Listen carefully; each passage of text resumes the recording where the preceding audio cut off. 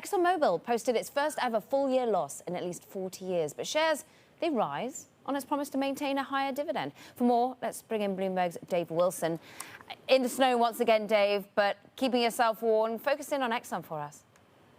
Yeah, well, Exxon shares managed to rise as much as 4.6% today. They've kind of backed off a bit. Nonetheless, you know, the fourth quarter results are being taken positively, even though they could have been anything but. You know, consider that revenue trailed analyst average estimate in the Bloomberg survey for the third straight quarter. And though earnings were a penny a share higher than the average projection, that was before a $19.3 billion write-down of U.S. natural gas fields and other assets.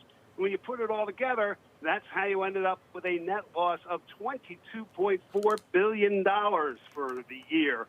But really, I mean, the story is as much as anything the dividend, and it's understandable because Exxon Mobil pays out more in dollar terms, $15 billion a year, than any company in the S&P 500 besides Apple and AT&T.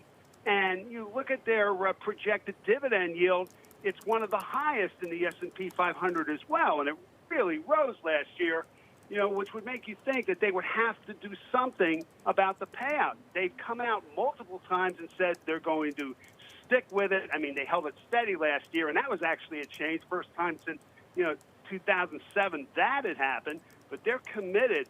And, you know, in the fourth quarter, they managed to generate enough operating cash flow to cover the dividend and then some. They hadn't done that in several quarters. And as far as this year goes, they expect their cash flow to cover their capital spending as well as their dividend, as long as Brent crude is around $50 a barrel on average for the year. And lately it's been 55.